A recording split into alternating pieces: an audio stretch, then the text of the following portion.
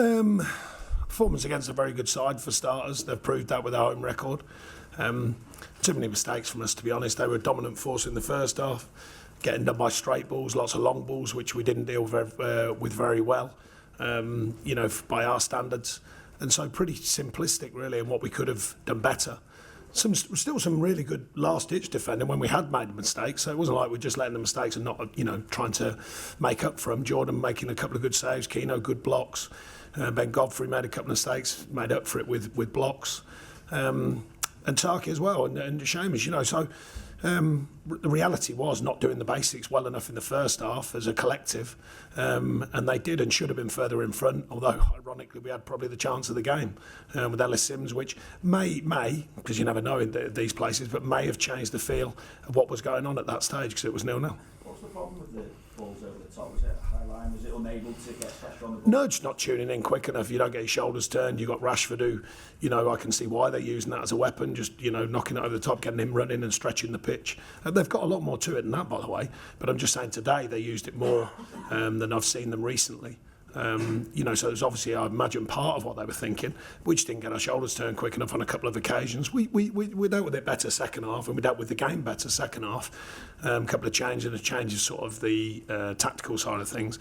And we quelled the game better second half. But first half, they rightly so were in front. But we, on the other hand, we are showing more resilience, and we are finding ways to stay in games with a chance of getting something from them. I think when we saw the team sheet, we probably expected Alex Iwobi to drop into the centre of midfield. What was the deciding factor in probably going a bit more bold than that? Well, we've done very well in the wide areas since I've been here, and I've been really pleased with Dwight McNeil and with Alex playing in them areas. Wondered if we could affect it in a different way. Ellis he's had a couple of cameos. He's getting more used to the training regime and what we do. Obviously, he's still young in his years in anyway, but particularly in the Premier League. And with Dimmy, we're playing slightly more in a natural position off the front. It didn't really combine as well as we'd hoped, apart from, as I said, some very good play from James Coleman to find a chance for Simo, and if he scores, probably he feels different, the whole team feels different at that stage. How is Seamus as well? Yeah, he's got a knock, so I just have to wait and see how that settles. How do you lift the mood once again? I don't know about once again. The mood's been great. I mean, you may have noticed we've been doing quite well. There's no lifting the mood again. What we're trying to do is keep the mood high, which I don't think is a problem. There's a reality of the challenge here. All the players know that. And we weren't miles away today. The details are massive at this level, and particularly more so when you're playing against clinical sides like this. They weren't as clinical as they could have been first half, but you get the point. The details of a performance are always important. Too many steps slightly off the performance levels today. There was a number who played very well, I thought, but too many slightly off, and slightly off at this level is enough when you come into a place like this. John, do you feel like you say the reality, when you look at, like today, it's defeat, you have to not get consumed by a loss because... Well, no, the reality of coming here, the reality of the division as well, but every game's a tough game, but I think there are some statistically tougher than others, and this is certainly one of them this season. As I said, they've lost once at home this season, so statistically it is a tough place anyway. It doesn't mean you can't win, we all know that, but them stats are there for a reason. There's some big teams come here and still not got results, so that has to be a reality of your view of the whole performance and the market you're playing in at any given weekend. Yeah, well, any given week. It's not so much that, it's just that you wouldn't expect that Everton are going to suddenly go and win 8 games in a row, so just because you lose a game you almost have to not forget it but move it to one side and concentrate on. Yeah, you don't forget them, you make sense of them. We're speaking to the players about their individual performances, the collective performance, and showing them some clips and reason and going through the stats and all the markers. I must say they've been providing them well. The growth in the side has been quite obvious, I think, and still some of the good things about what we're hoping to achieve were there today. The resilience, good, players making good blocks, and the keeper playing well when he's needed to play well. These are all part of a team performance, but at the same time, when you've got to do better on turnovers both ways. We gave the ball away so many times today in good positions, and we regained it in good positions, and didn't make either of them things work. And that's transition's a huge part of the Premier League. So I think we've got to do better in certain situations. Sean, this was your first game without Adelaide Corey today. Do you think you learned anything about how to approach the next two? Well, we looked at varying options today, of a different change in with the starters, with Sims coming in, and during the game had to look at how we could calm the game down because they got the upper hand, and we did that. So there's some things you learn, but the performance is still got to be right. Forget about tactics. We've gone about tactics too much, nowadays. If the mentality and the performance is not bang on what it needs to be, then it's hard to win games at this level. And were any of the other substitutes injury important? Any concerns? No, only Seamus we had to be careful with because he's got a knock and we're not sure whether it's a slight strain or a knock, so we'll find out more over the next couple of days with that.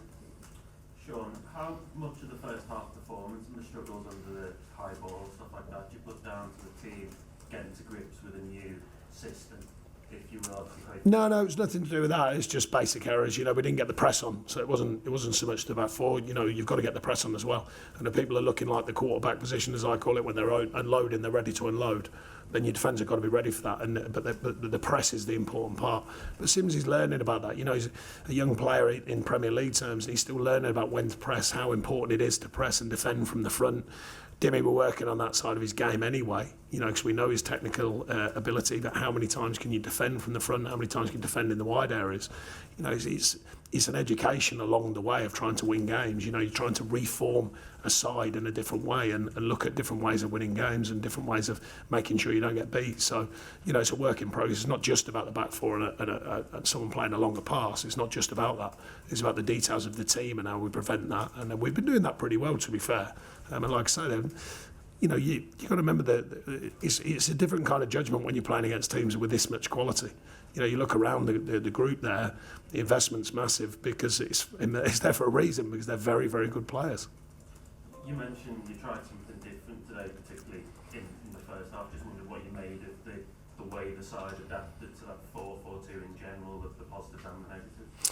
Well, we didn't defend well enough from the front, as I just went through. It's not completely natural to them two players, but we thought we could maybe quell it a bit quicker, and that allows the rest of the team more chance to format the defensive shape, if you like. The challenge of football, basically, is if Simsy whacks one in the corner when he goes through, you might look at it all differently. You don't know, and that's the challenge. No one's got a crystal ball at that stage. But retrospectively, you go, well, could that have changed things? It might well have done. There's no guarantees at place like this, no guarantees in football, but it might well have done. So then you would have looked and said, it was a good decision. So that's how fine tactics are. And just the final, what did you make of James Garner when he came on? Yeah, I mean, it's a cameo role, really. I mean, he's had, I can't think how many minutes, 20 minutes or whatever. But him and Dave have come on, chasing the game, really. We're trying to work hard and get something out of it. But it's good to see him back fit, and he'll get fitter and sharper.